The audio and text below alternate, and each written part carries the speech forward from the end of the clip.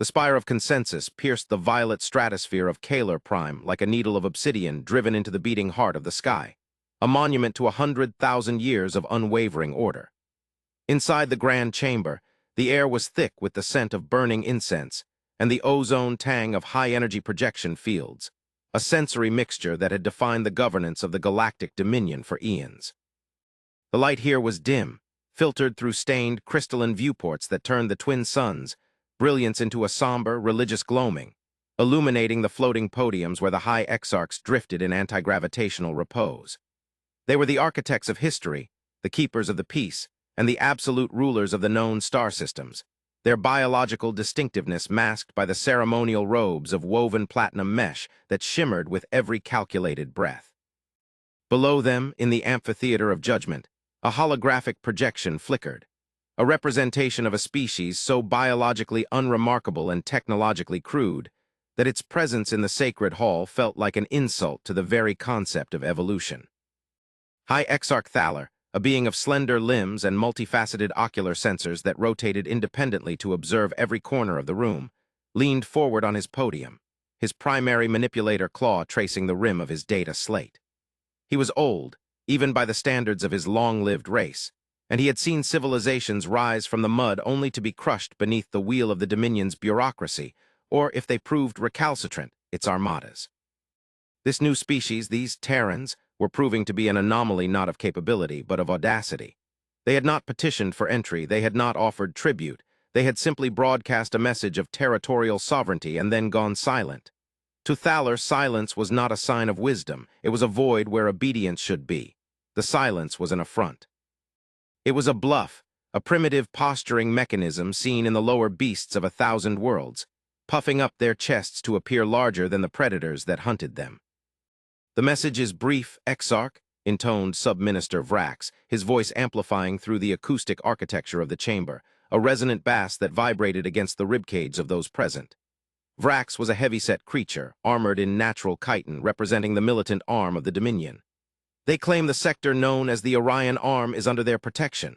They request, no, they demand, that we divert our mapping fleets. They speak of sovereign boundaries in a galaxy that belongs to the Dominion by right of ancient inheritance. It is a farce.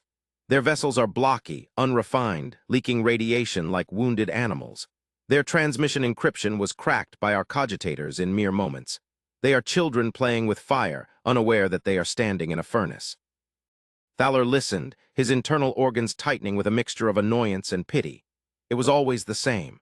The young races, fresh from their gravity wells, discovering the hyperlanes and believing themselves to be gods because they had mastered the atom. They did not understand the scale of the galaxy. They did not understand that the Dominion did not merely inhabit space, it curated it. "And their response to the tithe?" Thaler asked, his voice a dry rasp that cut through the murmurs of the assembly. "Did they offer the required mineral density? Did they submit the genetic samples for the index?" "It refused," Vrax replied, a ripple of movement traveling down his spinal ridges, a physical manifestation of his incredulity. "They sent a single data packet in return, a historical file, a concept they call the line in the sand. They claim that if we cross the celestial meridian they have designated, they will consider it an act of war. They utilize the term war with a capitalization that implies a ritualistic state of existence for them. It is absurd. We have scanned their colonies. They are fragmented, disorganized. Their energy output is negligible compared to a single one of our stellar harvesters. They are bluffing, High Exarch. They hope that by baring their teeth, we will recoil. They rely on the pacifism of the Council's later years to shield them." A murmur of agreement swept through the hall, the rustle of robes and the clicking of mandibles creating a wave of sound that rose and fell like a tide. The Dominion had not fought a true war in millennia. They had conducted police actions, pacifications, and bureaucratic absorptions. The idea that a species that had barely left its cradle would threaten war against a civilization that harnessed the energy of black holes was comedic.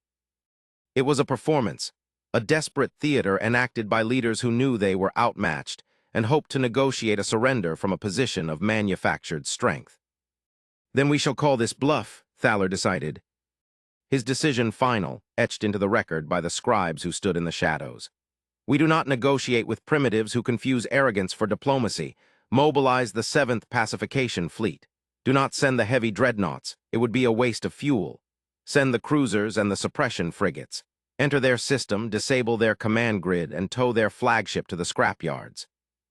We will bring their leaders here in chains, and they will learn that the galaxy is not a place for lines in the sand.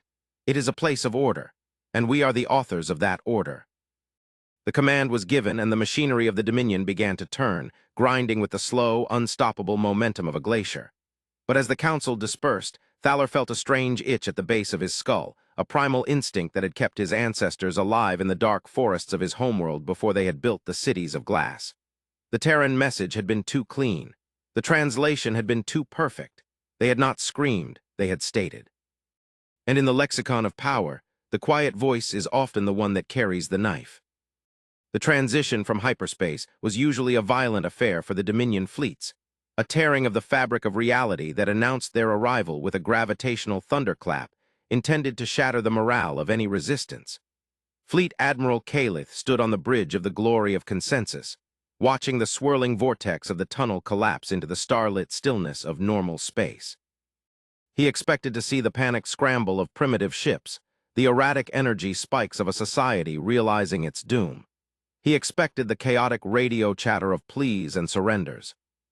Instead, he found silence. The Sol system lay before them, the yellow star burning with a steady, indifferent light. The sensors swept the vacuum, reaching out with distinct pulses of tachyon energy to paint a picture of the battle space. Calith's four eyes narrowed as the data began to populate the holographic sphere in the center of the command deck. There were no fleets arrayed in defense. There were no orbital defense platforms bristling with crude, distinctile weapons. There was only the emptiness of the void and the slow, rhythmic dance of the planets. "Report," Calith barked, his mandibles twitching. "Where is the enemy? Have they fled? Have they abandoned their homeworld in fear of our arrival?" "Sensors are negative for fleet concentrations, Admiral," the tactical officer reported, her voice tinged with confusion. "We detect civilian traffic in the inner system, automated haulers, small transports. They are ignoring us. I am detecting no military targeting scans, no weapon locks. It is as if we are not here." Calith stepped down from the command dais, the metal of the deck vibrating beneath his heavy boots. This was the insult. To be fought was expected, to be ignored was intolerable. They believe their stealth technology can hide them, or perhaps they believe that if they do not acknowledge us, we will simply leave. Broadcast the ultimatum. Wideband all frequencies, override their local networks. Tell them the Dominion has arrived to collect its due. The communications officer complied, her fingers flying over the haptic interface. The message, recorded by the High Exarch himself, blasted out into the ether, a proclamation of dominance that should have frozen the blood of any who heard it. "Submit. Power down your reactors. Prepare for boarding." Minutes passed. The light of the distant sun washed over the hull of the Glory, gleaming off the white armor that had never been scratched by enemy fire. Then a response came. It was not a plea. It was not a scream. It was a text-only transmission, appearing on the main screen in the Dominion's own trade language, perfectly syntaxed. "We received your message. You are trespassing in a demilitarized zone. You have 10 standard cycles to reverse course and depart. If you persist, we will be forced to escalate. This is your final warning." Calith stared at the words, his blood boiling. 10 cycles, they were giving him a deadline. "Arrogance," he hissed. "Pure, unadulterated arrogance. They are stalling, they have nothing. If they had weapons capable of challenging us, they would have deployed them. Advance the fleet, target the 4th planet. It appears to be a colony hub. We will burn a city from orbit. Let us see how calm they remain when their atmosphere begins to boil." The fleet moved forward, a phalanx of sleek, predatory shapes gliding through the dark. They passed the orbit of the outer gas giant, their engines glowing with the blue fire of antimatter. Calith watched the range counter tick down. He felt the thrill of the hunt, the anticipation of the first strike. He was the hammer of the Dominion, and he would smash this brittle shell of human defiance. And then the universe turned sideways. It didn't happen with a flash of light or an explosion. It happened as a sensation, a sudden crushing weight that seemed to press against the very soul of every crew member. The hum of the engines changed pitch, dropping from a confident whine to a straining, erratic growl. On the tactical display, the icons representing the fleet began to drift, their formation breaking apart as if caught in a sudden, invisible riptide. "Admiral, gravimetric shear detected," the sensor officer screamed, her voice rising in panic. It's everywhere. The local space-time curvature is distorting. It's not a natural phenomenon, it's artificial. The readings are off the scale. I'm seeing gravity wells manifesting inside the formation. Calith gripped the railing of the dais, his knuckles turning white. Evasive maneuvers, stabilize the field generators. We can't, the helmsman shouted. The navigational computer is rejecting the inputs.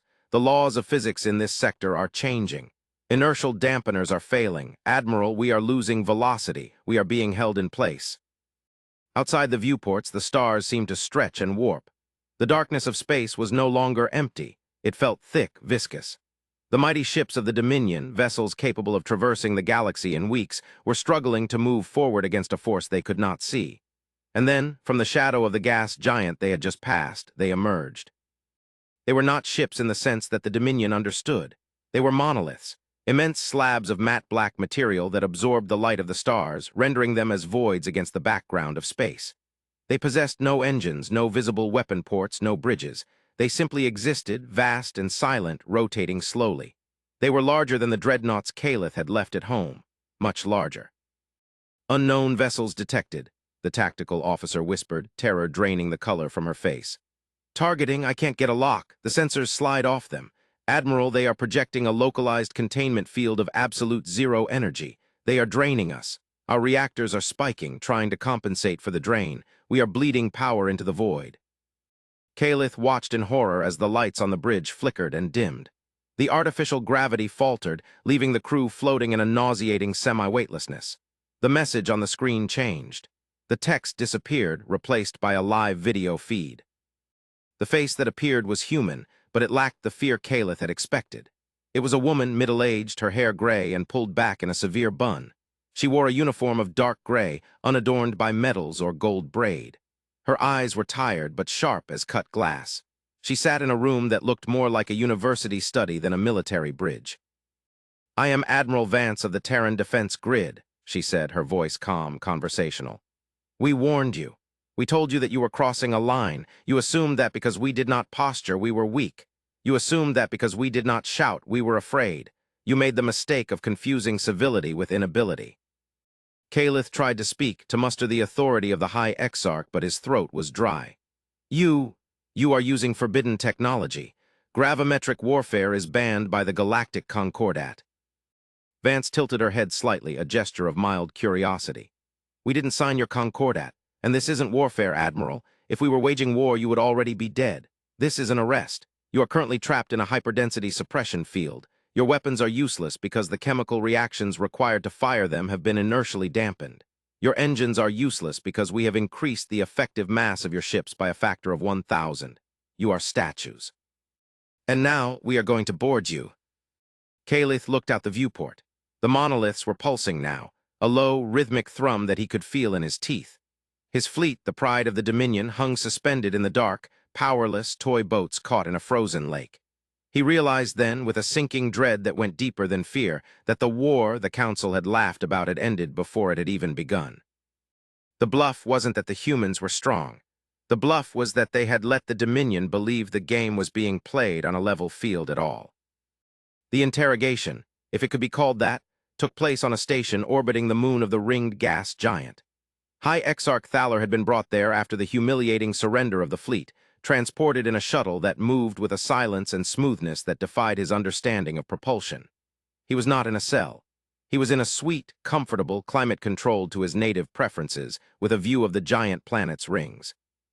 But the door was locked, and the guards outside wore armor that shifted color with the environment, making them nearly invisible.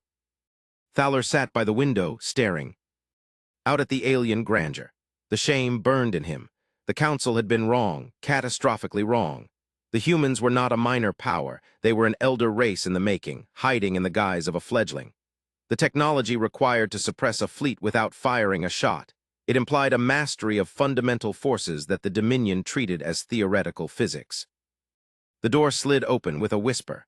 Thaler turned, expecting a soldier, a conqueror, come to gloat. Instead, a man entered. He was dressed in simple robes of white and blue, holding a datapad. He looked unremarkable, soft, lacking the predatory edge of the Dominion's leaders. High Exarch, the man said, bowing slightly. I am Ambassador Elias Thorne. I apologize for the accommodations. We were not expecting guests of your rank. We are scrambling to synthesize the nutrient pastes your biology requires. Thaler rose, drawing himself up to his full height. Do not mock me, human. You have crippled our fleet. You have humiliated the Dominion. If you plan to execute me, do it. If you plan to ransom me, name the price. But do not play the gracious host. Thorne sighed, walking over to a table and setting the datapad down. He poured 2 glasses of water from a pitcher, offering one to Thaler, who refused. Thorne drank, looking thoughtful. There is no ransom, Exarch, and certainly no execution. We aren't barbarians, despite what your propaganda says. We are introverts. We like our privacy. We built the suppression grid not to conquer you, but to ensure that when we said no solicitors, it was respected. You possess power that could bring the galaxy to its knees, Thaler accused, his voice trembling with suppressed rage. You could have ruled the sector. Why hide it? Why pretend to be weak? It is deceitful. It is a trap laid for the unsuspecting. Is it a trap to lock your door at night? Thorne asked gently. Is it a trap to build a fence around your garden? We didn't hide our power. We simply didn't brandish it. In your culture, power is a shout. In ours, at least now, power is a whisper. We learned the hard way. Our history is bloodier than yours, Exarch. We spent 2,000 years killing each other over flags and gods and resources. We almost went extinct 3 times. When we finally unified, when we finally cracked the code of the universe, we made a vow. We would never be the aggressors again. We would be the shield, never the sword. Thaler looked at the human, really looked at him, and saw the deep melancholy in his eyes. This was not a species of conquerors, it was a species of survivors. You speak of ethics, Thaler said, his tone softening slightly. But you humiliated us. You stripped our ships of their function. You have shattered the political stability of the Dominion. The other races will see this weakness. Chaos will ensue. We calculated that, Thorne admitted. And we are prepared to help you maintain order, provided that order is just. But we had to stop you. We had to show you that your way of doing things, bullying, expansion, consumption, has a limit. You hit a wall, Exarch. We are that wall. Thaler paced the room, his mind racing. So what now? You dismantle the Dominion. You impose your democracy upon us. No, Thorne said. We want an alliance, a real one, not one where we pay you tribute and not one where you bow to us. A partnership. Because, Exarch, we didn't build the suppression grid just for you. You are, with all due respect, a regional nuisance. We built it because of what we found in the deep void. The atmosphere in the room changed instantly. The casual, diplomatic air evaporated, replaced by a cold, heavy tension. Thorne tapped the datapad, and a holographic projection sprang up between them. It was a star map of the galaxy, but not the one Thaler knew. The outer rim was marked in red, and the red was moving. What is this? Thaler asked, stepping closer. We call it the Great Silence, Thorne said, his voice dropping to a whisper. 50 years ago, our deep-range listening posts picked up a signal, or rather the cessation of signals, civilizations on the galactic rim vanishing, not conquered, erased, stars being dimmed, Dyson spheres being dismantled. Something is coming, Exarch, something vast, hungry, and ancient. It moves from system to system, stripping them of energy and life. Thaler stared at the map. The scale of the red zone was terrifying. It encompassed thousands of stars. We knew nothing of this. Because you were too busy looking inward, Thorne said. Too busy counting your tithes and polishing your statues. You were fighting over crumbs while a storm was gathering on the horizon. We stayed quiet, we built our defenses, we honed our technology not to fight you, but to fight that. The suppression grid wasn't meant for your cruisers. It was a prototype for a shield to protect our stars from being eaten. Thaler felt a chill that had nothing to do with the room's temp. Iracher, the petty politics of the Council, the arrogance of the Dominion, the war they had sought with the Terrans, it all suddenly felt microscopic. They had been children squabbling in a sandbox while a tsunami approached the shore. You need us, Thaler realized. You have the technology, but you do not have the numbers. You are few. The Dominion is vast. You need our fleets. You need our logistics. We need your biomass, Thorne corrected. We need your industry. We need your distinct way of thinking. We are logical, Exarch, but sometimes logic is predictable. You are aggressive, proud, stubborn. We need that fire, but we need it pointed in the right direction. We engaged you to stop you from wasting your strength on a pointless war with us. We needed to wake you up. Consider this your wake-up call. Thaler sank back into his chair. The humiliation was gone, replaced by a terrified clarity. The humans hadn't been bluffing. They had been preparing, and the war they had waged on the Dominion was merely a slap to the face to get their attention. If what you say is true, Thaler whispered, then the Dominion is already dead. We cannot fight that. He pointed to the encroaching red darkness on the map. Alone, no, Thorne said, extending a hand, a gesture of equality that was alien to the Exarch, but which he found himself instinctively understanding. But together, with your numbers and our tech, with your ferocity and our strategy, we might stand a chance. The Council thought we were bluffing about our strength. Now we need the Council to be strong. We need you to stop being overlords and start being guardians. Thaler looked at the human's hand. It was small, fleshy, fragile-looking, but behind it lay the power to arrest stars and freeze armadas. He slowly reached out, his chitinous claw enveloping the human hand. The Council will require proof, Thaler said. They are stubborn. Thorne smiled, a dry, grim expression. We have plenty of proof, and we have work to do. The silence will be here in less than a decade. The war is over, Exarch. The real war is just beginning. The return of the High Exarch to Kaler Prime was not the triumphant procession the Council had anticipated, nor was it the parade of a conquered prisoner. Thaler arrived in a Terran shuttle, flanked by his own guards who had been returned to him, their armor polished, their weapons charged. He walked into the grand chamber with a new energy, a gravity that silenced the murmurs of the confused assembly. He stood at the podium looking down at the faces of his peers, Vrax, the generals, the bureaucrats. They looked small to him now, small and blind. The Terrans, Vrax boomed, stepping forward, have they surrendered? Did they beg for mercy when the fleet arrived? Thaler looked at Vrax, and for the first time he did not see a rival. He saw a frightened animal barking at the dark. The Terrans, Thaler announced, his voice amplified to shake the very crystals of the viewports, did not surrender. They spared us. The fleet is intact. The crews are alive. We were defeated in less than an hour without a single casualty. A stunned silence gripped the hall. It was a heresy, a defeat without death, a conquest without destruction. They are not our enemies, Thaler continued, pacing the dais.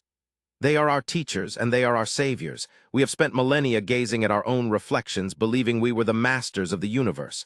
We were wrong. We are not the masters. We are the prey. He activated the central projector. The star map appeared, the red tide of the great silence pulsing ominously on the rim. The gasps from the assembly were audible. Fear, cold and sharp, cut through the arrogance of the Dominion. The Terrans were not bluffing, Thaler said, his voice dropping to a solemn register. They were building a fortress, and they have invited us inside, not as servants, not as subjects, but as allies. The era of the Dominion is over. The era of the Coalition has begun. We thought we were waging war on them. In truth, they were saving us from waging war on ourselves so that we might survive the night that is coming. He looked up at the stained glass, toward the stars beyond. Prepare the fleets, Thaler commanded, his voice ringing with a new, terrible purpose. Not for conquest, for survival. The humans have shown us the shield. Now we must forge the sword. And in the silence that followed, for the first time in 10,000 years, the Galactic Council did not debate. They did not argue. They simply listened, and in the calm, terrifying logic of the humans, they found the only hope they had left. The bluff was over. The reality had arrived, and it was magnificent. The months that followed the Great Revelation were a time of unprecedented upheaval for the Dominion. The cultural shock was visceral. For generations, the citizens of the hegemony had been taught that they were the apex. Civilization, that their technology was the pinnacle of achievement. To have that worldview shattered not by a brutal conquest, but by a gentle, firm hand was psychologically devastating. The Terran engineering teams that began to arrive at the major shipyards were not overlords. They were consultants. They wore plain jumpsuits, carried their own tools, and spoke to the Dominion engineers as equals, asking questions about fluid dynamics and plasma resonance that the Dominion had never thought to ask. It was in the shipyards of Antares IV that the true nature of the human philosophy became clear to the Dominion's working class. Sub-Overseer Lyra, a female of the aquatic hydran species, watched as a team of humans dismantled the core of a dreadnought. She had expected them to install a bomb or a limiter or some device of control. Instead, they were installing a secondary feedback loop, a device that increased the engine's efficiency by 40%. Why? Lyra asked the human foreman, a man named Henderson with grease-stained hands and a smile that crinkled the corners of his eyes. You defeated us. Why make our ships faster? Why make us stronger? History dictates that the victor cripples the vanquished. Henderson wiped his hands on a rag, looking up at the towering hull of the warship. Because, Lyra, a weak ally is just a burden. If we're going to fight the silence, we need you at your best. We don't want subjects, we want partners. Besides, he winked, we hate inefficiency. It offends us on a spiritual level. That reactor was leaking theta radiation. It was messy. We fixed it. Messy, the concept struck Lyra. The humans viewed the Dominion's tyrannical rule not as evil necessarily, but as sloppy. War for territory was inefficient. Suppression of knowledge was inefficient. Cruelty was a waste of energy. It was a terrifyingly pragmatic morality, but it was one that was impossible to argue with. Meanwhile, on Earth, the planet the Dominion had planned to burn, High Exarch Thaler stood on the balcony of the United Nations complex in Geneva. The air was sweet, smelling of rain and green-growing things. He had expected a fortress world, a planet of steel and guns. Instead, Earth was a garden. The cities were integrated into the landscape, the technology invisible. It was another lesson. True power did not need to announce itself with smokestacks and spires. Ambassador Thorne stood beside him, watching the sun set over the Alps. The integration is going well, Thorne said. Your manufacturing sectors have already switched over to the new alloy production. We should have the first combined fleet ready in 6 months. It is fast, Thaler mused. Too fast for my people. They are dizzy with change. They fear that this is still a trick, that you are fattening us up for some harvest. Fear is natural, Thorne said, but we don't have time for comfort. The deep-range probes went silent in the Perseus arm yesterday. The silence is accelerating. It knows we are here. It knows resistance is forming. Thaler shuddered. The data regarding the silence was classified, shared only with the highest levels of the Dominion leadership. It wasn't a fleet. It wasn't a biological swarm. It was a phenomenon of entropy, a directional breakdown of physical laws that consumed energy. The humans theorized it was an artificial construct sent by a civilization from outside the galaxy, a cosmic weed whacker designed to clear the galaxy of energy-consuming civilizations before they could become a threat. The Great Filter. How do we fight entropy? Thaler asked, the question that had plagued his sleep. We don't fight it, Thorne said, his eyes hard. We outcreate it. We build a localized reality anchor. We use the suppression grid technology, the same tech we used to freeze your fleet, but we invert it. Instead of suppressing energy, we lock the laws of physics in place. We create a zone where the silence cannot dissolve us. But to power it, we need the combined output of the Dominion's stellar harvesters, all of them. Thaler stared at him. You want to plug the entire Dominion grid into a single machine. If it fails, every star system in the hegemony goes dark. We will freeze. If we don't do it, we go dark anyway, Thorne said, and we stay dark forever. The debate that followed in the council was the fiercest in history. The old guard, led by Vrax, argued that this was the final trap, that the humans intended to drain the Dominion dry and leave them defenseless. But Thaler, emboldened by his time on Earth, stood firm. He spoke of the efficiency of the humans. He spoke of the garden. He spoke of the war that was never a war but an intervention. They could have killed us, Thaler argued to the roaring chamber. They had us by the throat, and they gave us water, they fixed our engines, they healed our wounded. This is not the behavior of a conqueror. This is the behavior of a brother. We must trust them for the first tea. Me and our history, we must trust someone other than ourselves. The vote passed, by a narrow margin, but it passed. The project was named the Aegis. It was the largest engineering undertaking in galactic history. A ring station was constructed around the supermassive black hole at the galactic center, neutral territory. Human gravity manipulators worked alongside Dominion hull weavers. Hydron fluid engineers worked with Terran cyberneticists. The cultural friction was immense. Arguments broke out. Misunderstandings were frequent. But the looming threat of the silence, visible now to even civilian telescopes as a patch of starless void growing in the night sky, provided a motivation that transcended prejudice. The humans, for their part, revealed the depth of their bluff. They opened their archives. They showed the Dominion the failures of their past, the atomic wars, the climate collapses, the near-extinction events. They showed the aliens that humanity was not perfect. They were simply experienced in failure. They knew how close the edge was because they had danced on it for centuries. You see us as calm, Admiral Vance told Calith one day as they inspected the Aegis targeting array. You see us as logical, but underneath, Admiral, we are terrified. We are a species of anxiety. We worry about everything. That's why we prepare. That's why we build redundancies. That's why we win, because we are too scared to lose. Calith, who had once viewed fear as a weakness to be purged, found a strange comfort in this. Fear was not cowardice. Fear was fuel. The day the silence arrived at the inner perimeter, the galaxy held its breath. The red void had swallowed the outer colonies. Communication was lost with the frontier worlds. The wave of entropy was moving at light speed, a tsunami of unmaking.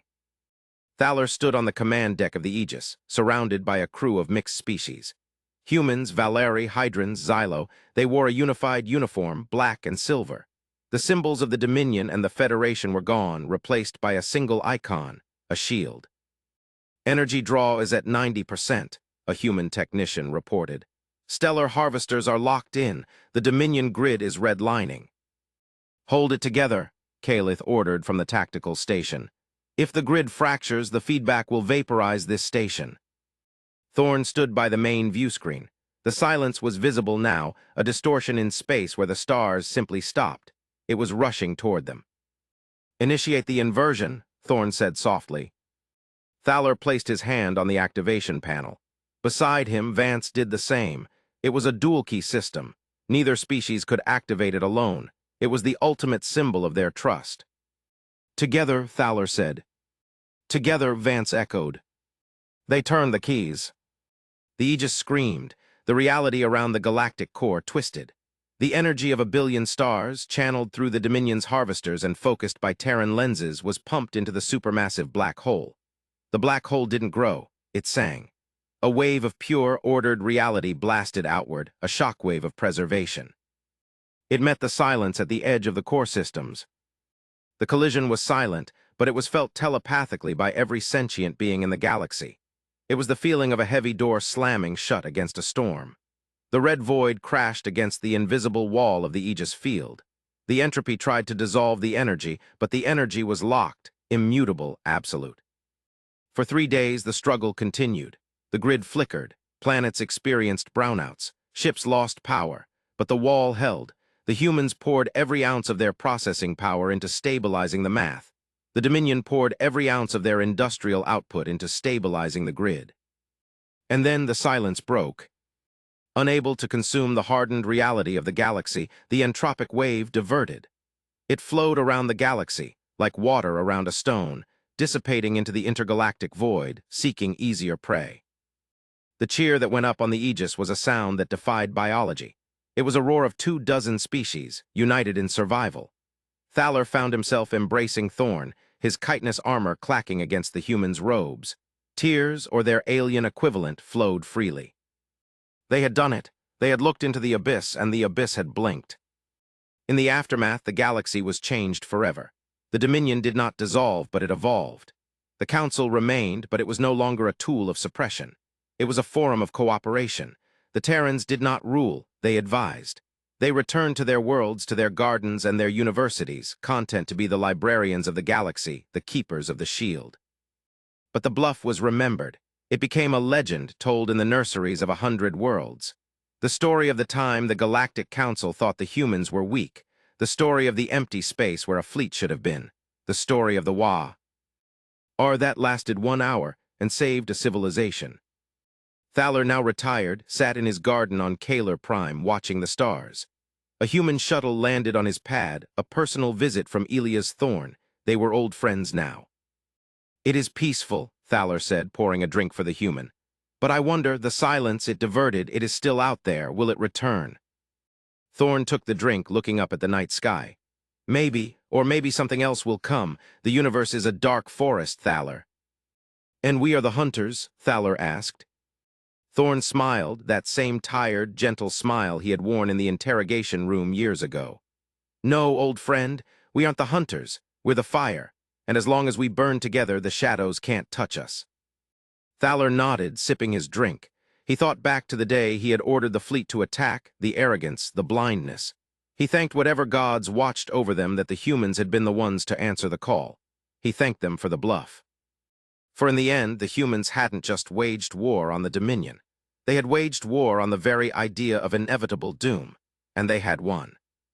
The galaxy spun on, a spiral of light in the infinite dark, no longer silent, but singing a new song, a song of 2 voices harmonizing against the void. The Galactic Council had thought they were bluffing, but the humans were never playing a game. They were simply changing the rules, and the game would never be the same again. The integration of the two societies was not without its friction, of course. Deep-rooted prejudices do not vanish overnight, even in the face of existential salvation. There were factions within the Dominion, the purists, who believed that the alliance was a subjugation in disguise. They pointed to the ubiquity of human technology, the adoption of human strategic protocols, and the subtle shift in galactic standard time to match the rhythm of Sol. They whispered that the silence had been a fabrication, a hologram orchestrated by the Terrans to frighten the galaxy into submission. It was a conspiracy theory that gained traction in the Outer Rim, where the effects of the Aegis were less visible and the memories of the Dominion's old glory were strongest. Terrorism began to spike. Sabotage at the joint shipyards. Assassination attempts against human diplomats. It was here that the second phase of the human reveal occurred, the phase that Thaler had not anticipated, but which cemented his respect for his new allies. The Terrans did not retaliate with force. When a purist cell bombed a fusion plant on Xylos, killing 300 workers, 50 of them human, the Dominion military clamored for blood. Vrax, now an aging general but still fierce, demanded a purge of the disloyal sectors. "We must crush them," Vrax roared in the council chamber. "They are traitors to the Alliance. They threaten the shield. We must make an example." Admiral Vance, representing the Terran defense grid, stood up. She was older now, her hair completely white, but her voice had lost none of its steel. "No," she said. "We do not purge, we do not crush. That is the old way. That is the way that leads to resentment, to cycles of violence that last centuries. We know, we have lived it." "Then what?" Vrax challenged. "Do we let them kill us? Do we turn the other cheek until we have no cheeks left?" "We de-escalate," Vance said. "We investigate, and we show them the truth." The Terrans deployed a different kind of fleet, information frigates. They penetrated the rebellious sectors not with soldiers, but with data.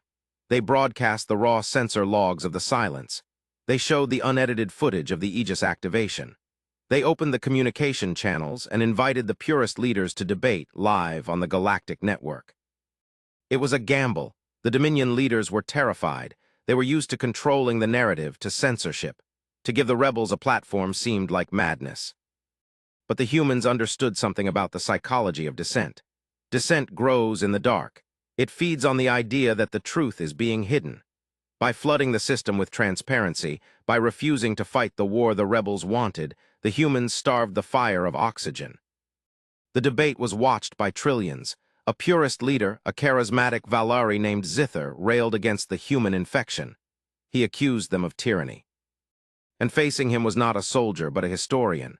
A human named Dr. Aris Thorne, Elias' nephew. He spoke calmly. He admitted human faults. He acknowledged that the cultural shift was scary. He validated their fear. And then he asked a simple question. "If we wanted to conquer you, Zither, why are you still alive? Why are we having this conversation? We have the power to turn off your planet's gravity. We haven't. We have the power to vent your atmosphere. We haven't. We are talking because we believe you have a place in this alliance too. We don't want your submission. We want your brilliance. We want the Valeri passion, but we cannot allow you to break the shield." It didn't work on everyone. There were still hardliners, but the public support for the rebellion collapsed.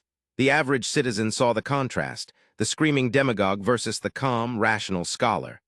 The war on terror was won with words, with patience, and with an unyielding adherence to the truth.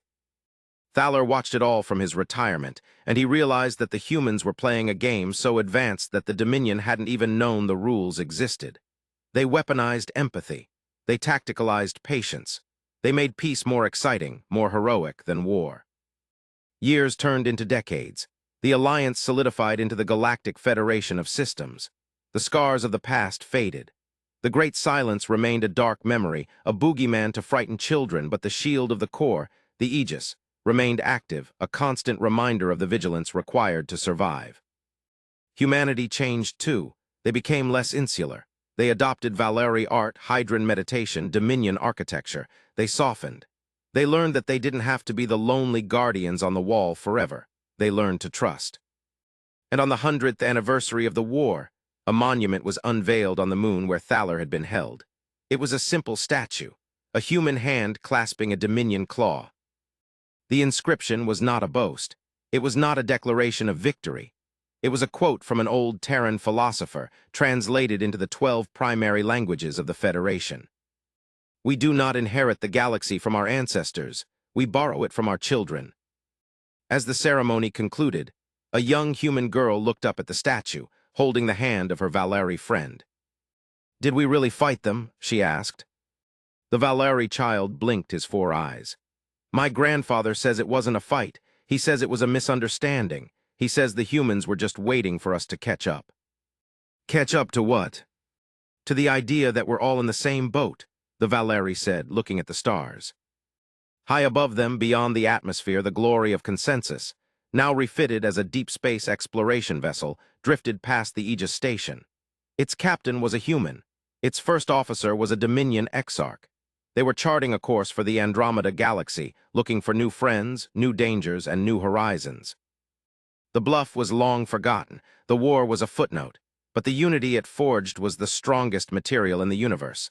The Galactic Council had thought they were bluffing until the humans waged war. But in the end, the humans had waged peace, and that was the only victory that mattered. The story of the Terran emergence became the foundational myth of the New Age. It was taught in academies from the core to the rim. Cadets studied the Vance maneuver, the non-lethal neutralization of a superior force. Diplomats studied the Thorn doctrine, the weaponization of transparency and empathy. But deep in the archives of Earth, in a vault accessible only to the highest-ranking officials of the Federation, there lay a final file. A file that Thaler, in his final days, was granted access to. He sat in the quiet room, his body failing, his mind still sharp. He opened the file marked Project Twilight. It was dated 50 years before the Dominion fleet had arrived, before the war. It contained logs of the first human FTL flights. It detailed their discovery of the Dominion.